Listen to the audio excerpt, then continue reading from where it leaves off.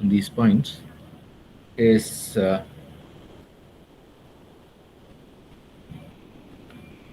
at most d divided by capital cardinality of s. D is the degree and the s is the set from which we are sampling, right? So the nice thing about this statement is that it is almost exactly how it was for the univariate case. And the other thing is that the way, even when you generalize it, the probability value somehow does not depend on the number of variables, right? It just depends on the um, degree and the set from which you are sampling. Right? This is essentially the algorithm, right? The algorithm also does exactly this. It just samples a set of points and it just checks whether it is zero or not.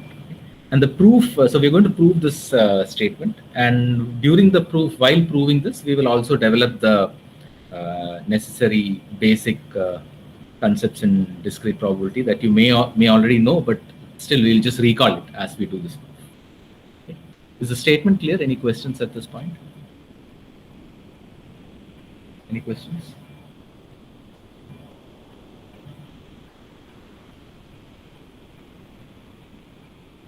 Okay. All right. So let's prove this. So as I said, the proof is via induction. The proof is via induction on n.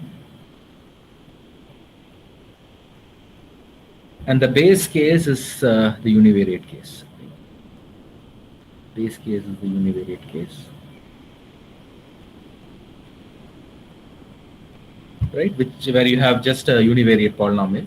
So let's write this statement as an algorithm. So what is the algorithm? The algorithm is as follows. You choose the base case, you choose an A in S uniformly at random. Right? And if P of A is equal to 0, then you output 1. Else output 0. This is the algorithm for the base case. Correct. And we said that analyzing a randomized algorithm amounts to analyzing the random variables associated with the algorithm. And typically, so in this case, right, the random variables associated with this algorithm is the output of the algorithm. Right? So either it is 1 or 0. And the output of this algorithm is a random variable that depends on the choice of the A from S. Okay? So our job is to basically, I understand the behavior of this random variable. I have not formally defined what a random variable is, but for now, just think of a random variable as some variable whose value depends on the random choice that the algorithm makes. Okay? And so we need to I understand this random variable, right? We need to understand what is the probability that this random variable takes the value 1 versus what is the probability that this random variable takes the value 0. And this probability depends on the choice of A. So typically, when you study probability, you have a notion of a probability space. And corresponding to this randomized algorithm or any randomized algorithm, there is a underlying sample space or a probability space with which we, using which we reason about this algorithm. Right? So let's recall these basic concepts once more. Right? Even if you know them, we'll just recall it. The first, what you have is what is known as a sample space, right? Typically denoted by omega. Right? A sample space is basically the set of outcomes of a random experiment.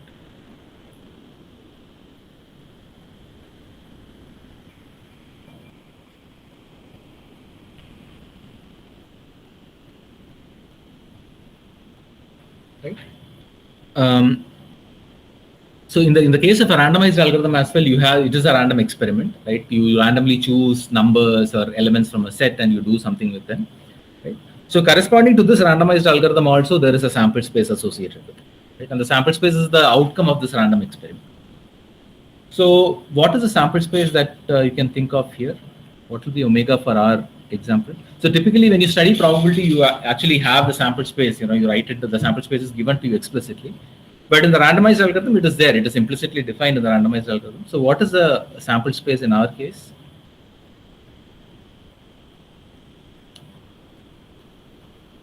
S power n. I mean S multiply Cartesian product with n. So you just have, so this is the only place where we are making the random choice, right?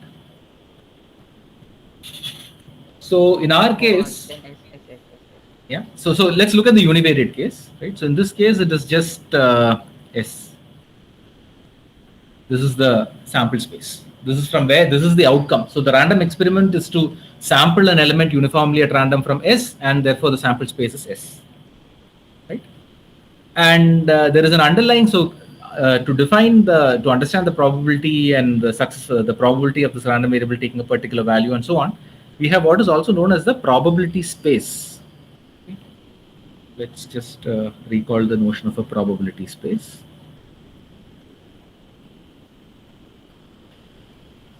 Right.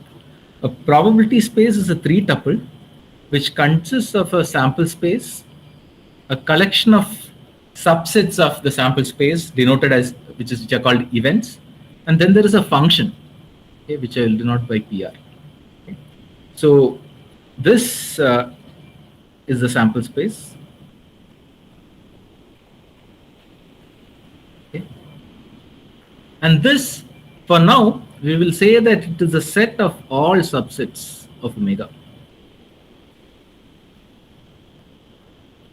Okay.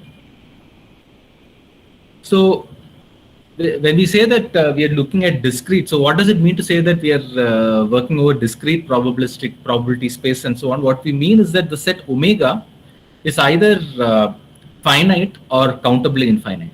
In most of our cases, it's going to be finite. Okay? And therefore, we will think of F as a set of all subsets of omega. Okay? Otherwise, if it's not countable, then there are things that have to be carefully defined and so on, but we will not worry about it for now. So in most of the algorithms that we'll see in this course, omega is going to be finite. And F is a set of all subsets of omega. And these are what are called events. Right? And this function PR, right?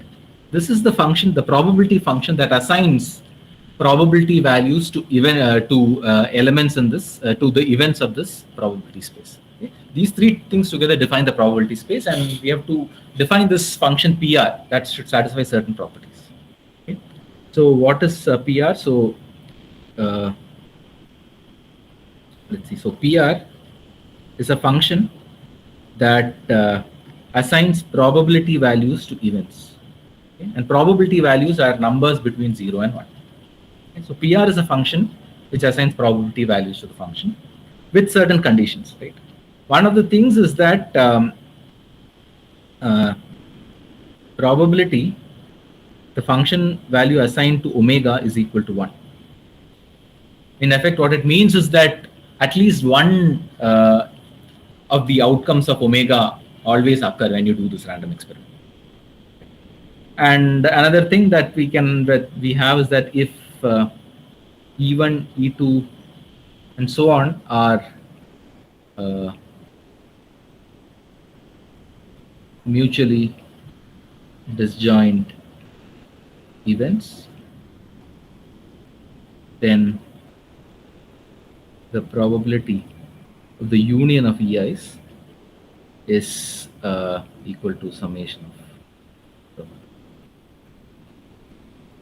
So it's a function which satisfies these two properties. Okay. Is this clear? Probably you've seen it before, but if you have any questions, just stop me. Right? Okay. So in our in this case, right, in this base case that we are seeing, right, what is the probability space? So omega, you know, what is omega is there and F has been defined. So what is the function PR?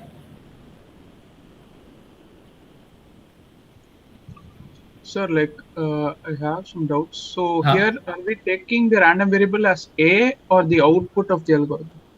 So the random variable is the output of the algorithm, right? Then because that is a. So you want to understand the to analyze this algorithm, we want to know what is happening to the random variable which is taking 1 or 0, right?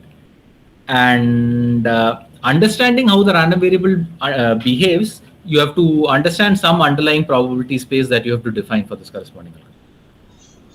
Right? Okay, sir. But then in that case, omega will be 0 or 1, right? 0 and Okay, so let's look at the case. So when you say random variable is a 1 or 0, it's a very special type of random variable, which is what is known as a indicator random variable. So random variable that takes a value 1 or 0 basically shows that either an event has occurred or it has not occurred. It's a very special class of random variables. And to understand what is the probability that this random variable takes 1 or not, right? We need to understand. So when does it take a value 1? When a certain event has occurred, right? And that event is basically that you're sampling a point which is a 0 of the polynomial. So to understand this random variable, you need to define a suitable probability space. So typically what happens in a when we're analyzing is that you have a random variable, but it is usually going to be a very complicated random variables that depend on many other random variables within the algorithm. Right?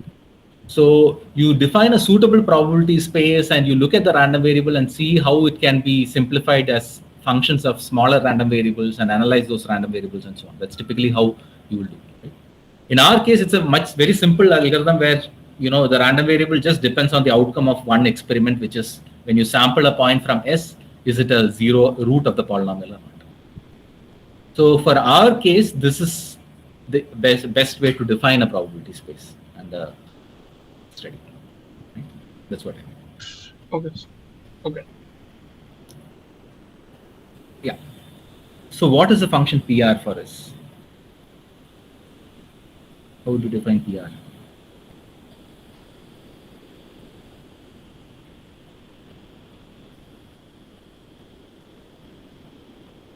It is e power e divided by cardinality S, right?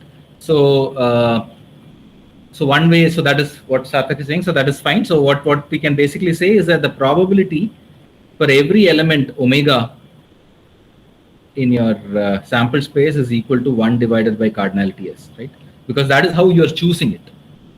Right? So this is defined by the way the random algorithm samples from the sample space. Right? So PR, the probability space is defined by the behavior of the randomized algorithm. And in our case, what the randomized algorithm does is it is going to sample uniformly from S. So the function PR is basically for every element in the sample space, which is S, it assigns the value 1 over cardinality S, which is like sampling uniformly. Right? And this property makes sure that whatever Sarthak has written works. Right? If you have an event, then that is a union of mutually disjoint events where each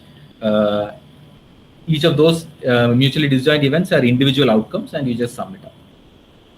So this is the probability space that we're working with. Okay. So the point I want to make is that every randomized algorithm, you can actually go down and see and write all these things. Right? We are not going to do this every time. Right? It's just to recall the definition of what is a sample space, a probability space, and so on. So I hope the definition of a sample space and a probability space is clear. Right? Okay. So now, what are we interested in? Okay. So the random variable taking a value 1. So let's look at the case that P is non-zero. Okay. So let's look at the case that P is a non-zero polynomial. Okay.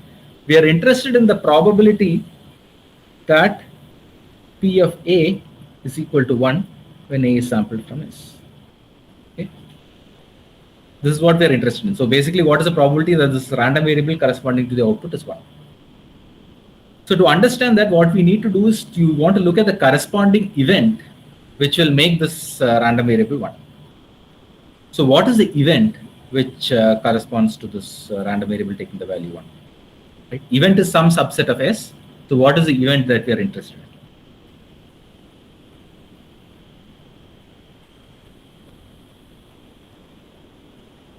Right? So we are interested in this event Z subset of S, where Z is the set of roots of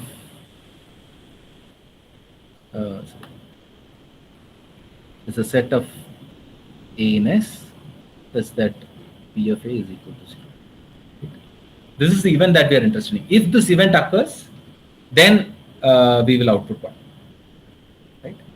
And because of the way in which we have set up all this probability space, by this definition of the probability function and so on, we can say that this quantity here is equal to the probability of the event Z, which is nothing but cardinality Z by S. And because of the fundamental theorem of algebra, we know that this is at most D divided by gamma. Right? So it's a fairly roundabout way of stating a very simple thing, but I hope the definitions, the only hope here is that we just recall the definition of a sample space, a probability space, and so on, and the axioms of probability. So this is the base case of this lemma. Is it okay? Everything clear? Any questions so far? Okay. All right. So let's go to the inductive step of this. Okay. So before getting to that, let's just recall a few more concepts in probability that we will find useful. Right. The first thing that we will look at is this a very straightforward but very useful statement. Okay. So let's say you have you take your sample space, you have the sample space omega, and you have a bunch of events. Okay.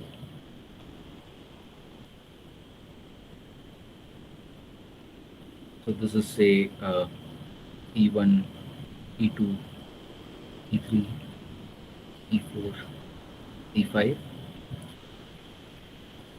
Now, there's a very useful statement about that you can make, which is called the union bound, okay, which is nothing but the statement that the probability of the union of EIs is at most the sum of the probabilities of EIs. Right? So if you look at this figure, you can clearly see why this must be true, right? So the probability of EI is basic. E1, for instance, is basically this shaded this region. Okay? Probability of E2 is this region. E3 is this region. E4 is this region, and E5 is this region. So if you just add them up individually, then what happens is that you will basically count, say, this part multiple times. You will count this part multiple times, and so on. So when you do this individual summation, you would have overcounted, because the union will not have will count these intersections exactly once. So the union bound basically says that the probability of the union of EIs is at most the sum of the probabilities of EIs. The way this is going to be, so this it's a very straightforward statement, right? It's not very difficult to prove formally, and it's very easy to see pictorially. The reason this is going to be useful is that it's when we analyze a randomized algorithm, typically we'll have a bunch of bad events which we want to avoid, and these will be these EIs for us. So one way we will do is that we will bound the individual probabilities of these bad events, and then we will say that the probability that one of these bad events happens is at most the sum of these probabilities of these bad events, and then you can just apply this union bound in any case. It's a very standard fact that we will constantly use throughout the course. So you will hear statements like this now follows by the union bound. Or you will also see it in the books. Okay? So it's something that you can just keep in mind. It's a very straightforward statement, but a very, very useful statement. Okay. Any questions on this? Any questions so far? Okay. All right. So this is the first thing that I want to state, and the second thing is again something that you have seen before, which is again going to be useful, which is the notion of conditional probabilities.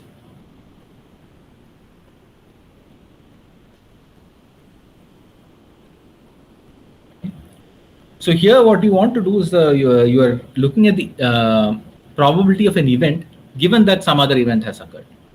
So you are interested in this, the notation is that you are interested in the probability of an event E given that some other event F has occurred. So if you want to look at it, say, pictorially, right? So you have two events, say E and F, and this here sample space omega. Suppose you are told that, F has occurred. F is here. Suppose you're told that F has occurred, what is the probability that E has occurred?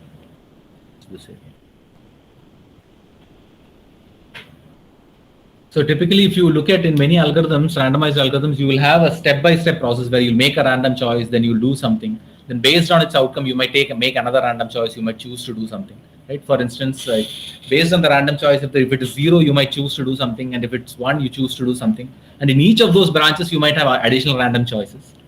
So when you want to reason about these randomized algorithms, you say, what is the output given that the first random choice that you made was a 0? What is the probability of getting this output given that the first random choice that you made was a 1, and so on?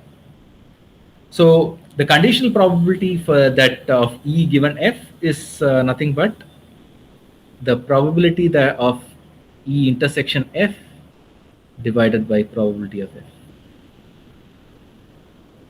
Right? So F is given. So you're basically looking at the case that you're sitting inside somewhere here, and then you're saying that F has occurred.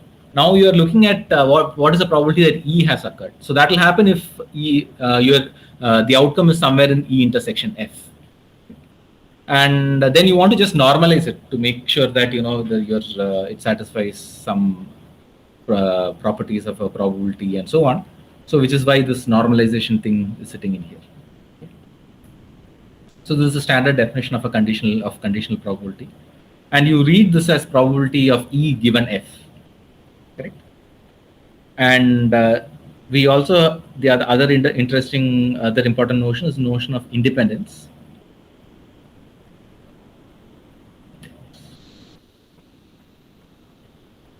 Right? We'll say that two events E and F are independent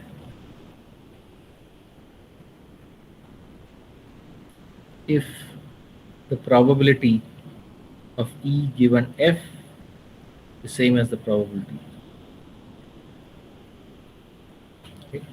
So even if I tell you that, and similarly the probability of F given E same as the probability. So the outcome corresponding to the event E is not affected by whether or not F has occurred. Right?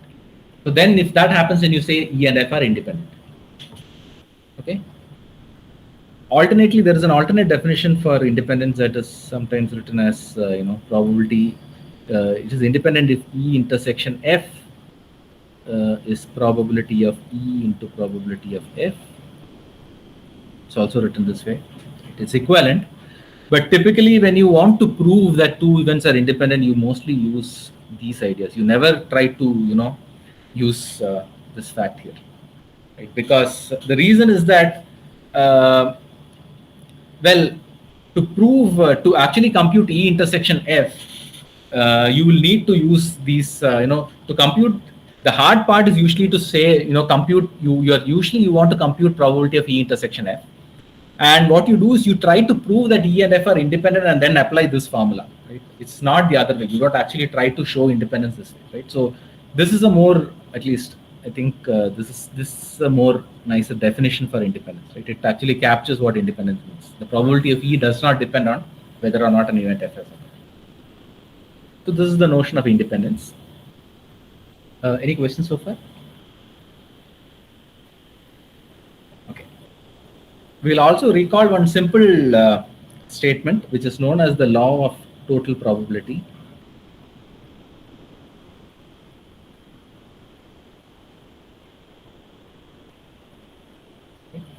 Which is basically the following. So I'll just draw it as a figure.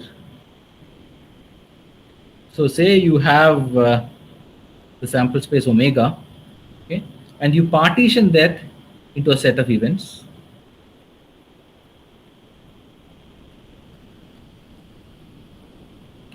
All these events E1, E2, E3, E4, E5, E6, E7, E8, and E9.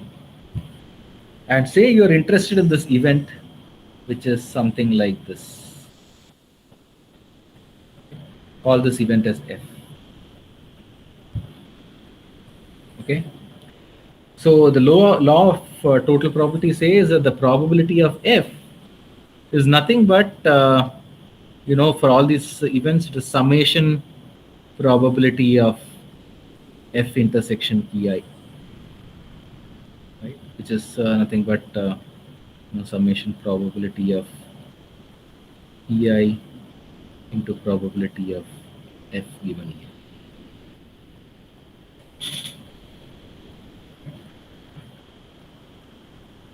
it's a pictorially it seems clear, right? So this is it's not hard to prove formally also, right? So this is what is known as the law of total probability. Okay. These are some things that you've seen before. I'm just recalling this because we'll use these to prove these simple facts to prove the lemma, the De Mello-Lipton-Schwarzschild lemma. Any questions so far? Anything that is unclear?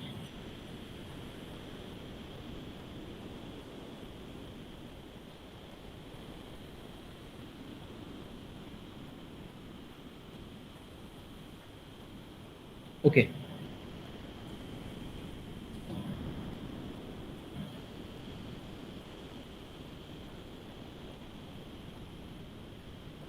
Okay. So let's see. So now let's prove the statement. Okay. So so we are now going to look at the inductive step.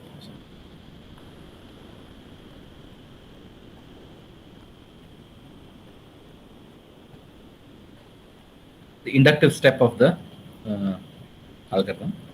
So you have the polynomial P, and say you write it as summation x1 power I pi x2 x3 and so on till xn, right, where I goes from 0 to d. Right? You can always write P this way, right? You just take out the powers of x1 out, and then what you have is some polynomial here. So what is the degree of pi? What will be the degree of pi? D. Okay. P. Degree of pi, will it be d? Can you say something better? D minus I. D minus I. Yeah. It's at most d minus I. Right, because the polynomial p has degree d, so pi has degree d minus I. So if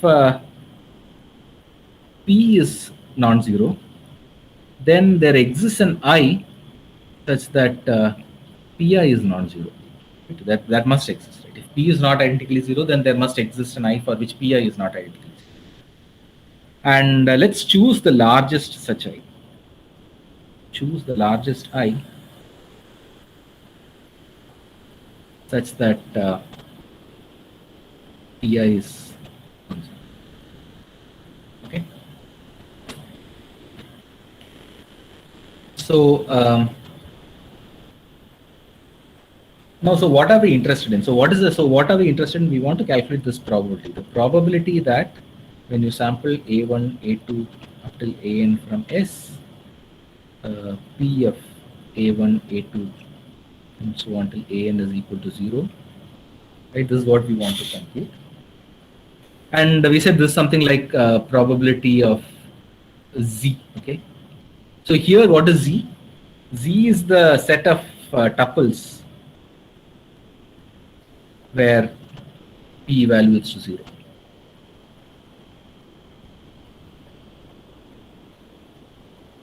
Correct?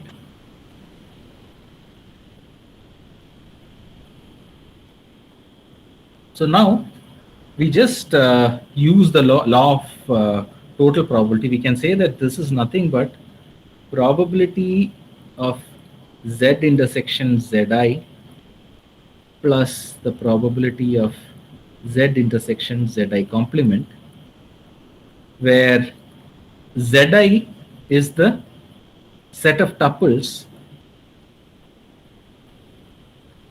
where pi evaluates to 0.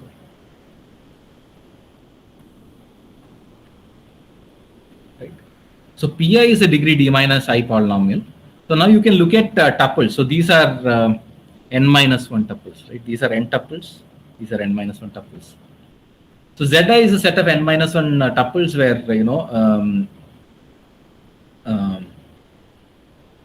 pi is going to evaluate to 0. Okay. So what is the probability of Zi?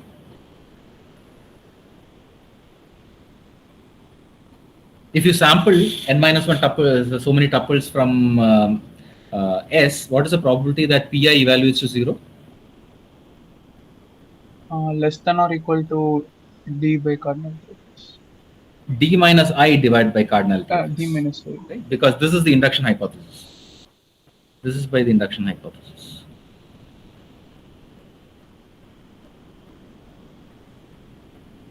Right? This is just so much.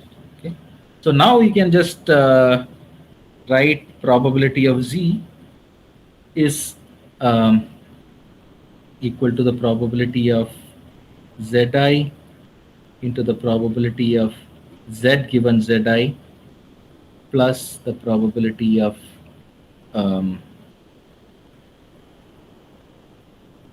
Zi complement into the probability of Z given Zi complement. Okay.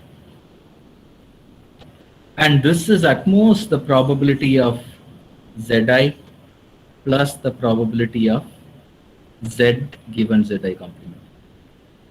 Why is that? Because these two quantities, right? These two quantities are less than or equal to 1. These are less than or equal to 1. So this is definitely true. And the probability of Zi is at most d minus I divided by cardinality S. What is the conditional probability of Z given Zi complement? So what does Zi complement mean?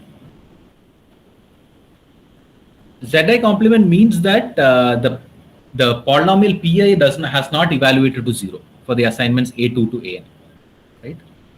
Given that, what can you say? So you have assigned values A2, A3 up till An to the variables x2, x3 up till xn. Now what can you say about the new polynomial? So what has happened is that you have taken P and you're looking at x1, but with A2, A3, and so on till An, such that Pi of A2, A3, An is not equal to 0. So what can you say about this polynomial? P?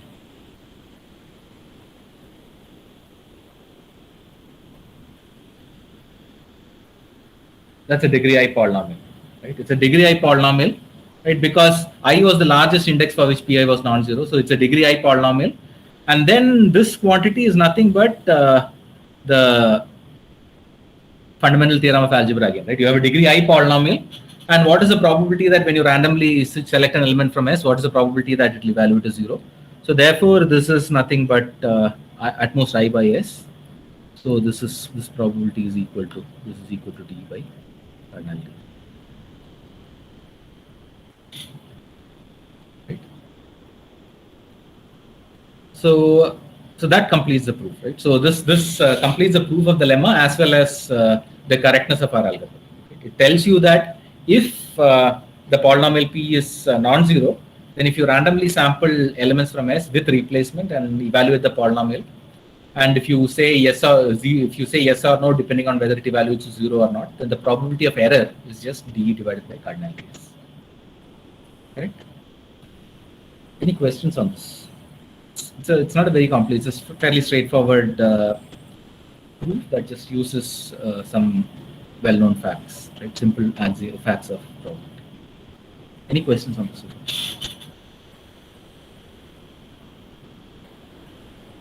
Okay. Good. So let's. So this is a simple example. So let's look at a few more. We'll look at a couple of more simple such examples of simple randomized algorithms and places where randomized algorithms can give you elegant and fast algorithms, right, compared to deterministic ones. And this is the next algorithm that we will see is due to Freiwald. It's called Freiwald's algorithm. Okay. It's from the 70s. I don't know exactly which year. Right, and it's usually a simple example that people use to explain and motivate the elegance of randomized algorithm. So let's see what this problem is doing. So it's not an algorithm yet. So let's define the problem first. Okay. Say you're given two matrices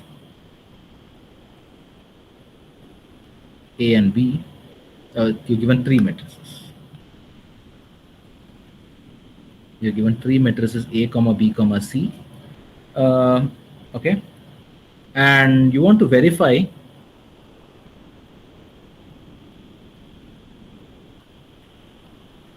if A times B is equal to C. Right? So you're given three matrices A, B, and C. Say all are n cross n matrices. All of these are n cross n matrices. And you want to verify whether A times B is equal to C.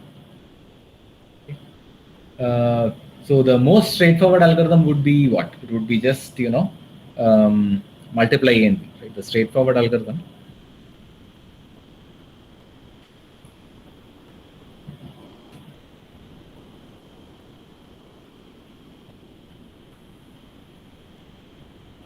Multiply A and B, and then verify element wise.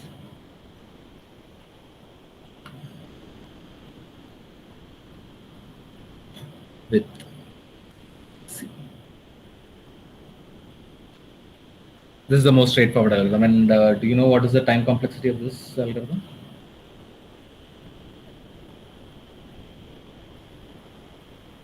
Right, so there is an order n cube algorithm, right, for multiplying. That's the most straightforward one, right? Order n cube. Then this can actually, we know that there is an order n to the 2.71. So this is Strasson's algorithm for matrix multiplication. And currently the best known is order n to the 2.36 or something. This is the current best.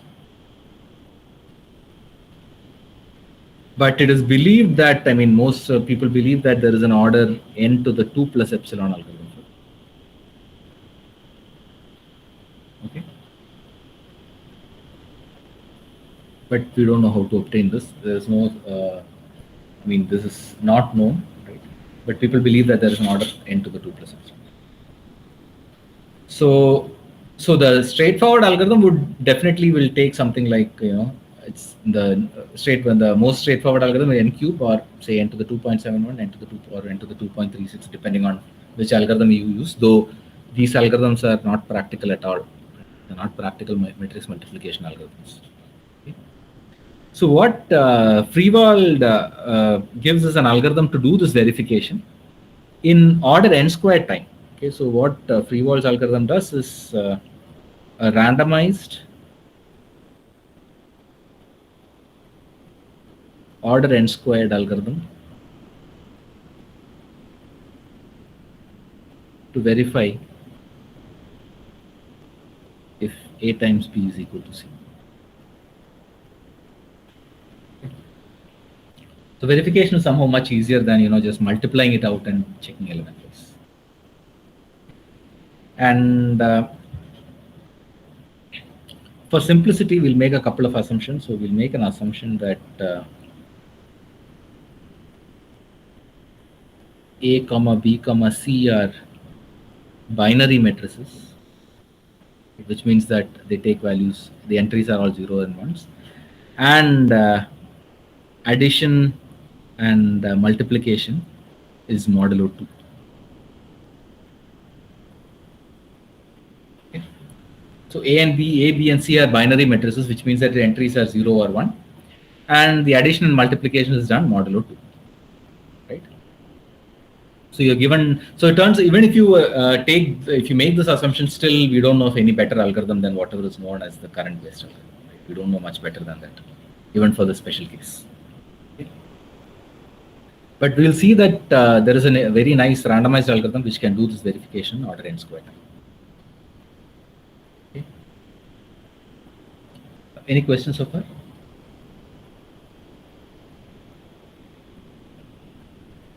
Okay.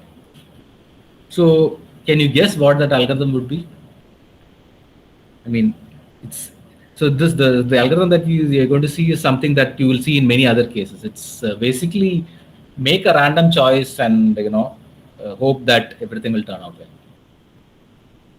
Just like in the case of identity testing, right? What we do is we chose a random point and then hope that we will actually witness the polynomial being non-zero if it is non-zero. Okay.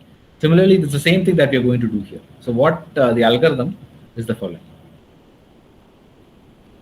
The algorithm for this problem is again a very straightforward algorithm. What it says is choose a vector r, okay, from 0, 1 to the n uniformly at random. Okay. And if a times b times r is equal to c times r, then output 1, else output 0. Right?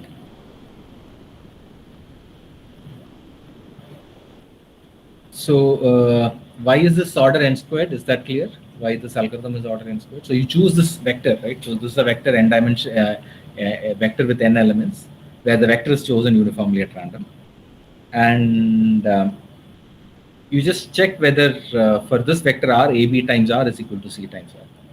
Do you see why this is order n squared? Is that clear?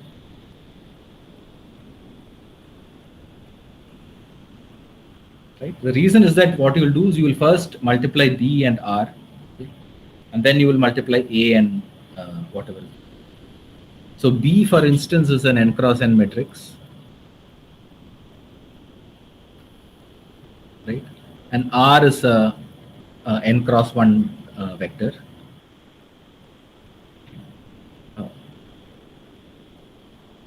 So this multiplication is basically, you can do this. So this is pointwise, right? So there are n multiplications and then n additions that you have to do for one element. Right? So to do that n elements, so this multiplication, you can do this in order n squared. And as an output, what you have is another vector, which is n cross 1. And then what you do is you multiply this with the matrix A, which is again another order n squared. So this is definitely an order n squared algorithm. Okay. Is this algorithm clear? Any questions? Okay. So let's try to analyze why this algorithm is correct, or rather, what is the guarantee for this algorithm? So what is the first thing that you can say? What happens if AB is equal to C? What can you say about the guarantee for this algorithm?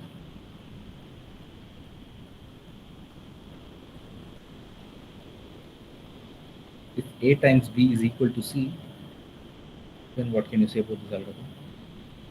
That's always correct. Sorry?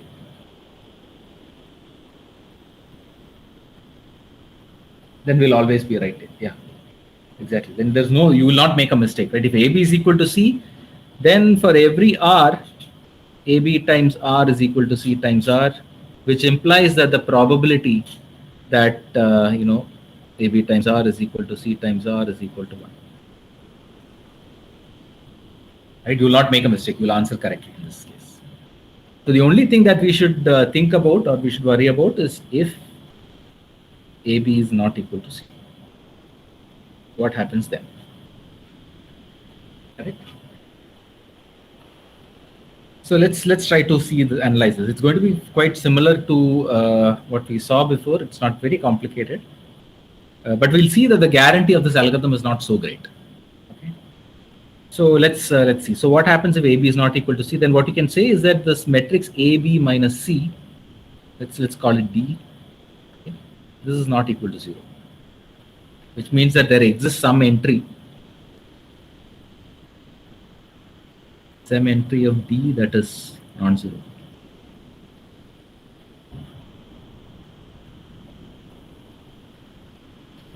Right?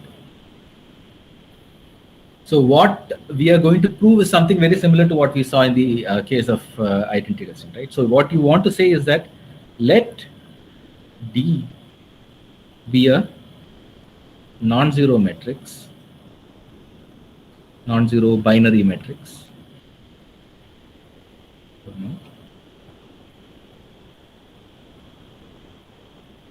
Okay. Suppose you choose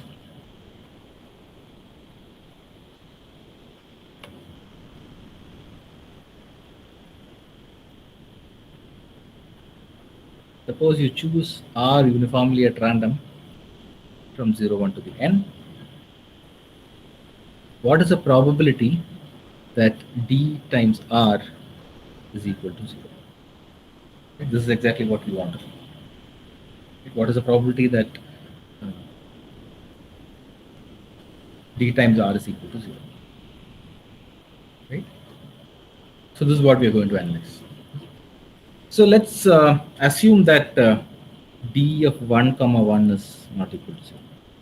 This is an assumption that is without laws of generality, which means that even if you take some other element to be non-zero, you can modify the proof slightly. I mean, you just need to change the indices and the same proof will work. So let's assume that D11 itself is not equal. So now let's so R we can write as, so R I'll write it as this vector R1, R2 and so on till Rn. And let's look at this matrix D, right? So D, you have something like this, and you know that this entry D11 is non-zero, and you have a vector which is R1, R2 and let's take the first entry of the product, this quantity here. Let's look at this entry, the entry that is sitting in here. So what is that entry? So that quantity is summation D1i Ri. This is equal, this is that red box. This is that entry, okay, where I goes from 1 to n, correct? And what you know is that D1 comma 1 is not equal to 0. Okay. So there is some entry element in this among these D1i's which is not 0, and you're choosing a random string, random vector Ri, and you want to know what is the probability that this sum, this inner product basically, right, of these two vectors is non-zero. Right? Any questions so far? Okay, so let's try to see when this is zero, non-zero. Rather, let's try to understand what is the probability that this is equal to 0. So what is the probability that summation D1 comma I Ri is equal to 0, where you choose R, R1, R2 up till Rn are chosen from 0, 1. So what does it mean to say that you're choosing a vector uniformly at random from 0, 1 to the n? It means that each vector is chosen with probability 1 over 2 power n, which is equivalent to saying that each bit, each entry of that vector is chosen with probability half from 0, 1. These are equivalent statements. If you choose every element in that vector with probability half independently of the other elements, then the probability of getting a particular vector is 1 over 2 power n. So what this means is that probability that R1 is equal to 0 is equal to the probability that R1 is equal to 1 is equal to half. It's same, both these are same. Okay. So let's try to see what is this probability. What is the probability that this is equal to 0? This is equivalent to saying that probability when you choose these R1, R2 up till Rn from 0, 1. Okay. I can say that, so I know that D11 is not non-zero, which means that D11 is actually equal to 1, right? These are binary matrices, so D11 is equal to 1. So this is equal to 0 precisely when R1 is equal to minus of summation D1i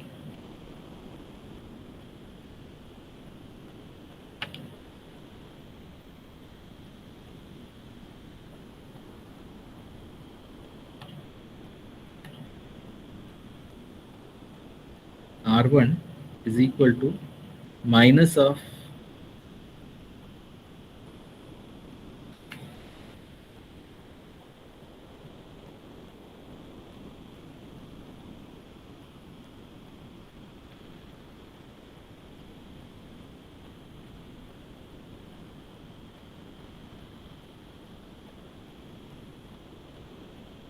R1 is minus of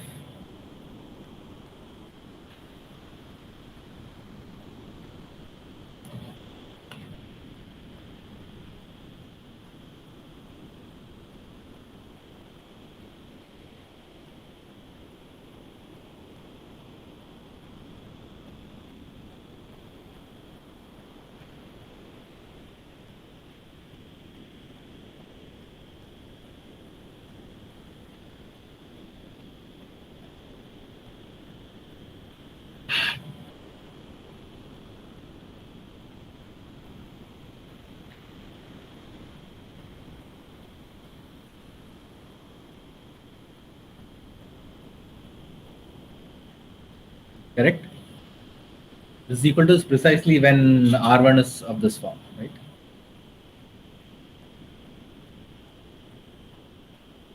Correct.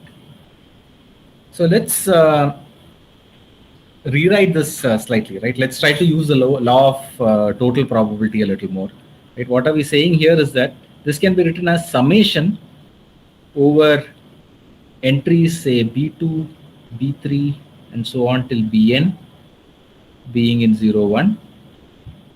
Right?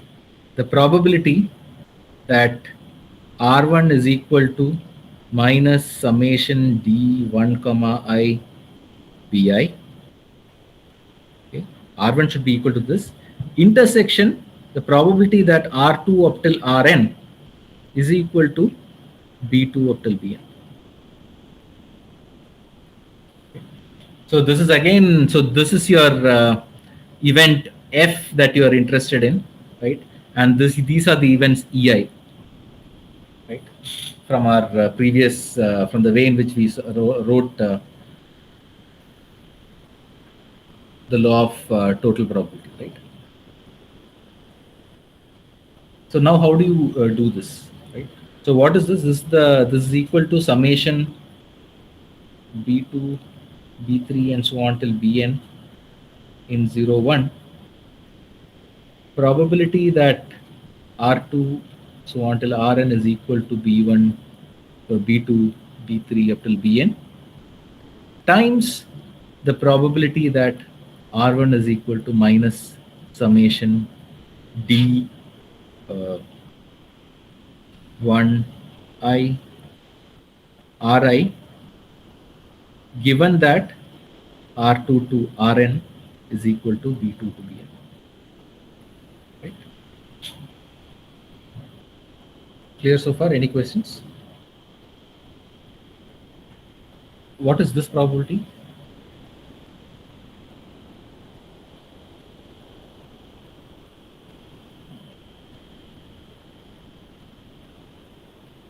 What is that probability?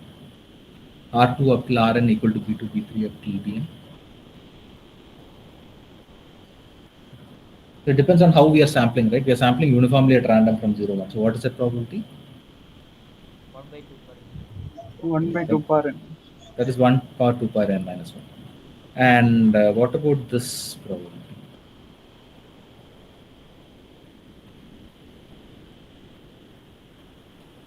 The probability that R1 is equal to minus D1 comma I Ri, given that R2 to Rn is B2 to B. Yeah, so that is half. So why is it half?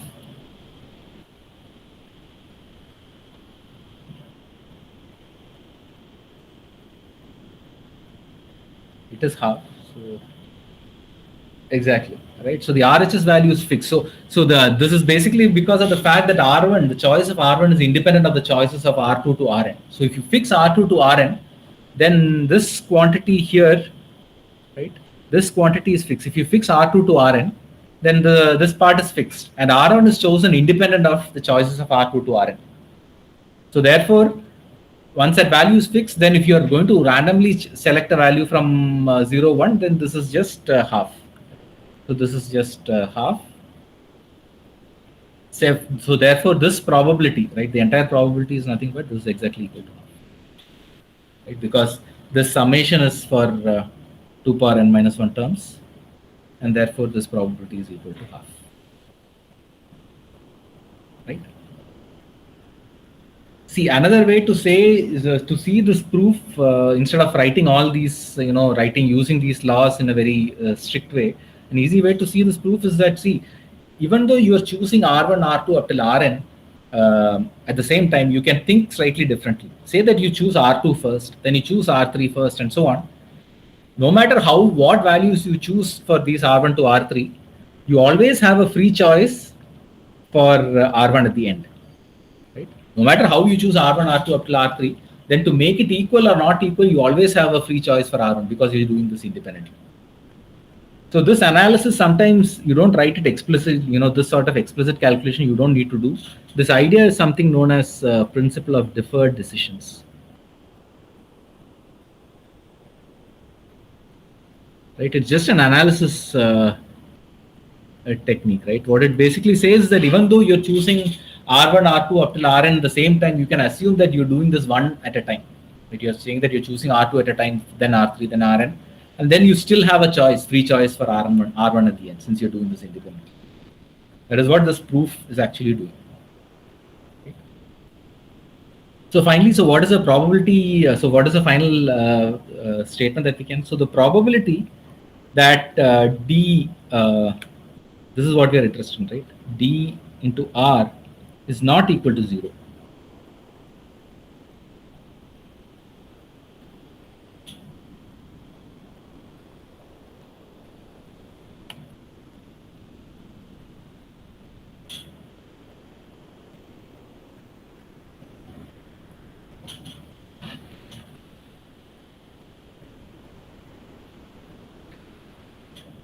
Just a minute.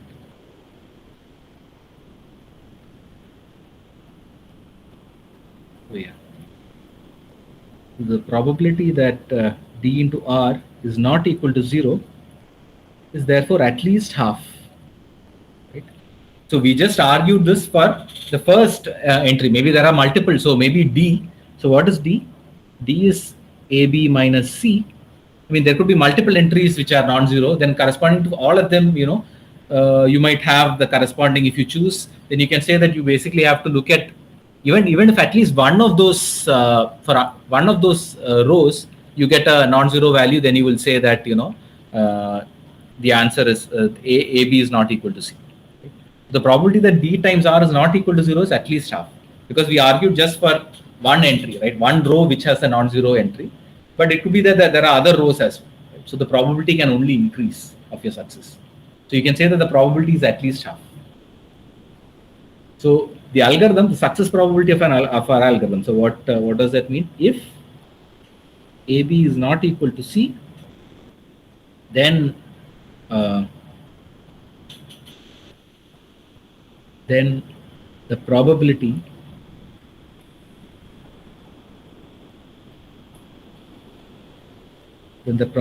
that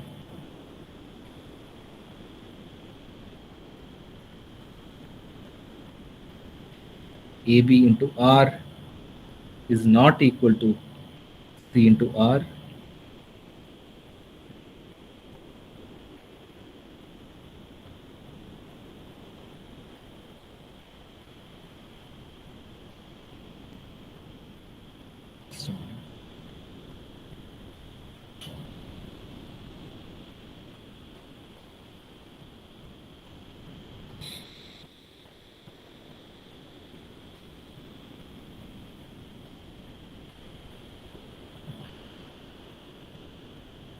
is at least half, right? So if AB is equal to C, then the success probability is 1. And if AB is not equal to C, then the success probability is at least half. Any questions on this algorithm at the analysis?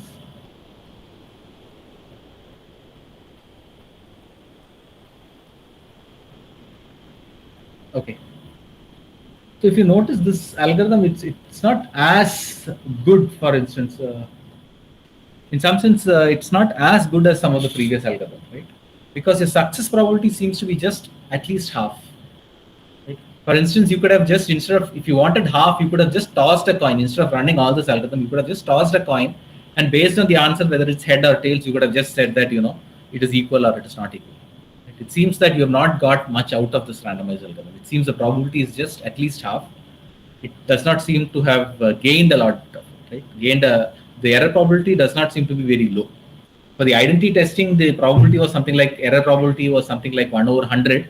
Here, the error probability is you say that it is less than or equal to half, which does not seem less than or equal to half, which does not seem that great. Okay. So, is there a way to improve this algorithm? Right? Is there a way to improve the success probability of this algorithm? So, to do that, we need to make a small observation. Okay. So, all the algorithms that we have seen so far, right, they have a very nice feature, which is that in one case, right, so there are two cases, either in the case of identity testing, either the polynomial is zero polynomial or it's not. In this case, either AB is equal to C or AB is not equal to C. Okay.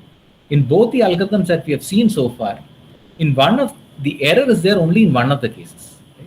For instance, in the identity testing problem, if the polynomial is zero, then there is no error that we make, right? The algorithm makes no error. Similarly, if AB is equal to C, then again we make no error in this algorithm. So such algorithms are called one-sided error algorithms.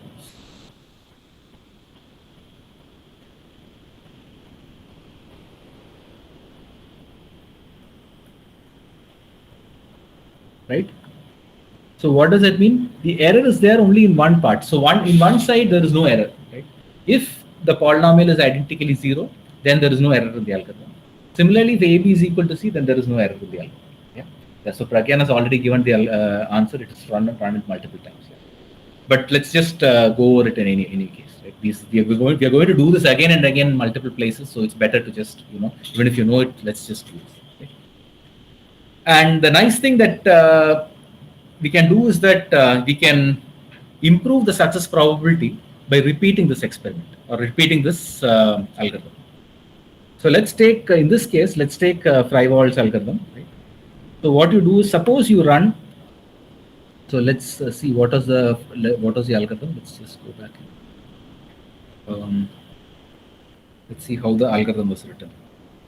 So what did we do? We just chose a random R and then we checked whether AB times R is equal to C times R. Then you output 1 or 0 accordingly, right? So now what you do is you repeat this algorithm, say K times. Okay, you repeat this algorithm K times, and even if one of those runs outputs a 0, you output a 0. So this is what you do. Repeat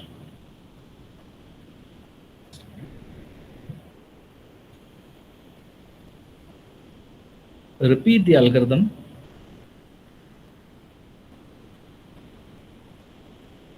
K times, okay, and output 1 if all the runs output 1.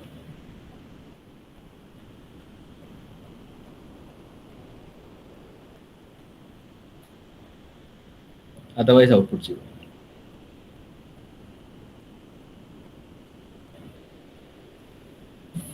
So you run this multiple times, and even if at least 1 0 comes, you say you output a 0. So what does it mean to say a 0 comes? So even if one of the runs is 0, so this basically means that, right?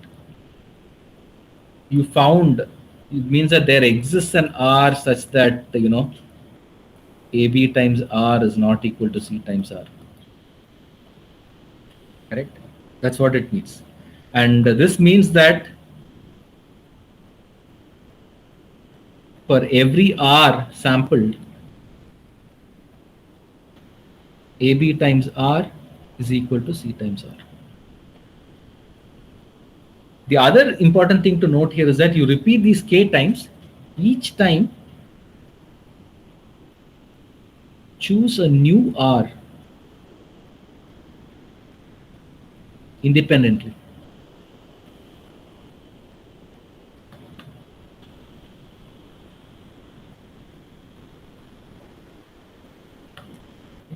Each time you choose a new R independent of the previous choices.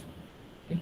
You don't repeat it with the same R. Each time you choose a new R independently and with replacement. Okay? New R with replacement. Okay? we'll see why. In fact, we don't need to. So this with replacement is not necessary. You could have done it without replacement, and it can only improve your algorithm. But it turns out that doing with replacement is easier to analyze as well as implement. Okay? So you can choose each time you repeat this algorithm, you choose a new R with replacement. Okay. So now how do we analyze this algorithm? So now again, let's look at this new algorithm. Right? Let's look at this new algorithm, and let's see what happens if AB is equal to C. What is the probability that you will? What is the probability that AB of R is? What is the probability that you output a 0?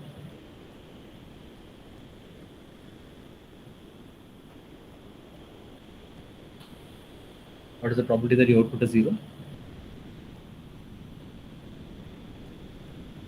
Yeah, that is 0, right? Because basically you don't make a mistake, right? Because if AB is equal to C, then you will not find an R for which AB times R is not equal to C times R. So there is no mistake that you have. So again, the error comes when AB is not equal to C. Now what is the chance that you will output a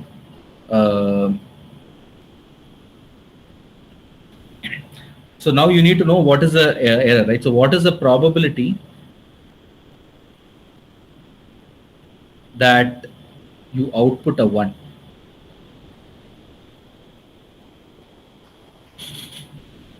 What is the probability that you output a 1? So this happens. This will happen. So the event that we are interested in is the case that you output a 1, which means that you all the R that you sampled. What this means is that every R that is sampled, basically this is the statement, right? This should happens k times. Right? Furthermore, each of the k samples are independent. The k samples that we chose of R were independent, and therefore these events that the first time you got ABR is equal to CR is independent of the event that the second time you got ABR is equal to CR is independent of the third time you got ABR is equal to CR, and so on. So this probability is nothing but at most half times so on for the k choices of R.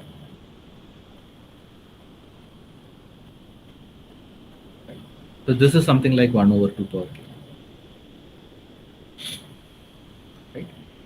So if you just repeat the algorithm and take even if one of the runs output to 0, you output a 0, otherwise you output a 1. So that has just drastically reduced the error, right? So you went from half to something like 1 over 2 power k. Right? For instance, if you take k to be 10 or something, right? Or it could even be smaller, right? This is something like 1 over 1024 or something. Right? You can drastically just reduce the error by just repeating the algorithm. Is this analysis clear? Any questions on this?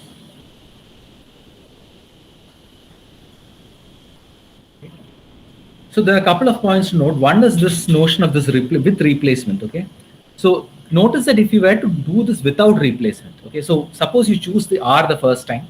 Okay, next time you choose an R that is not this current R but a different R. Then what can you say? See, for the first R, if you got a 1, say that AB is not equal to C. Okay, suppose that AB is not equal to C, and say the first choice of R for the first R, ABR is equal to CR. Okay. Then what you do is you throw this R away and say you choose a different R now. Okay, so you're going to sample with replacement, without replacement.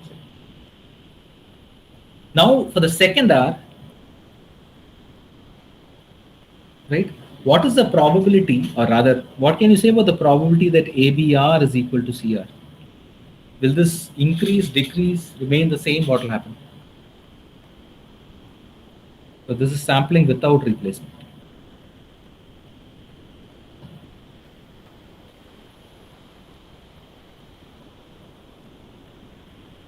What will happen to the probability now?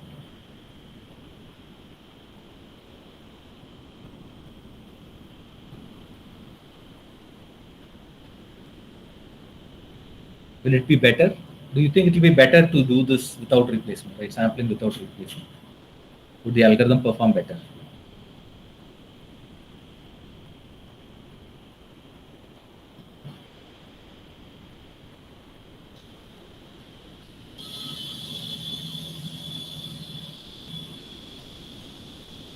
It could be so. It should potentially increase the problem. Your success chance should increase now, right? Because see, there are a bunch of witnesses such that ABR is not equal to CR, right?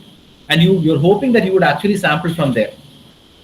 But the first time ABR is equal to CR, you have not sampled from there. So you have reduced the size of the sample space, yet the witnesses for AB not equal to C still remains the same. So you are now more likely to sample an element which witnesses AB is not equal to C if you don't replace. Right?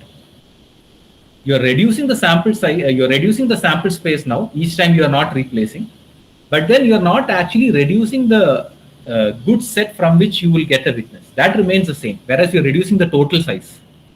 So hopefully, if you were to sample without replacement, your algorithms should behave better. Right? Yeah. So yeah. So at this point, you can say that if you were to sample without replacement, then your probability bound should be at least as good as whatever you have written. But there are a couple of reasons why people don't do this. One is that it's very hard to analyze algorithms which is going to sample without replacement. Right? The reason is that this analyzing the second step would require conditional probabilities. You will need some conditional probability analysis.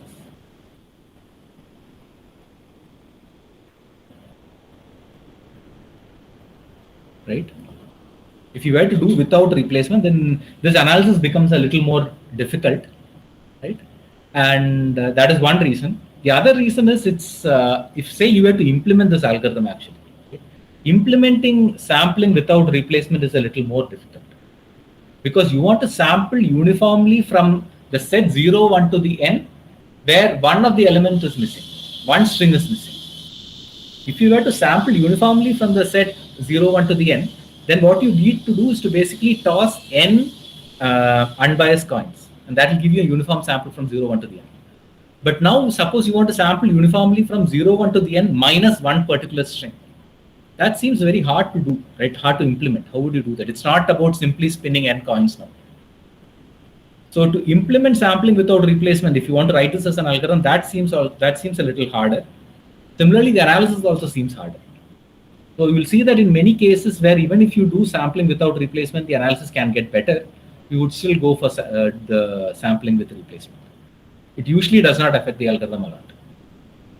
That's just a minor point that we have to note. And finally, the analysis that we did here depends very crucially on the fact that we had a one-sided error algorithm. If the error is going to happen on both sides, right? Suppose there is an error which happens even when AB is equal to C and even when AB is not equal to C. Right? We have not seen such algorithms till now, but we will see such algorithms. In that case, the analysis has to be a little more complicated. It's a little more complicated, but we'll see that. Okay? So this analysis uses the crucial fact that we are seeing one-sided error algorithms. So I think that's all that I wanted to say for now. So I just need to have a couple of comments about, I have a few things to say about the course and so on, some notifications and so on. So before I get into that, are there any questions regarding today's lecture? Anything that was covered? So we are considering only modulo 2, right? Yeah. Suppose we wanted to, I mean, for all practical purposes, we can assume that A, B, C have only integers. Huh. And if we make modulo 2 to be modulo M instead, Okay. will it give, I mean, can it be just modified to get Yeah. So AB it's a equal simple, to C it's for an exercise. We can try it out. You can modify it. Okay. It's an, I think it's an exercise in the book. I believe it will become just 1 minus 1 by M. I mean, like, instead of half, it becomes. Yeah. So it's an exercise in the book, Midzenmacher. Okay. So I've given the references there. It's actually I think it's an exercise in that. Any other questions?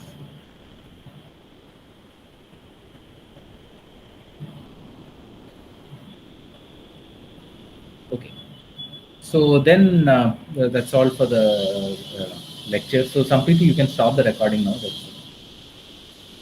So regarding the other things, right? So I will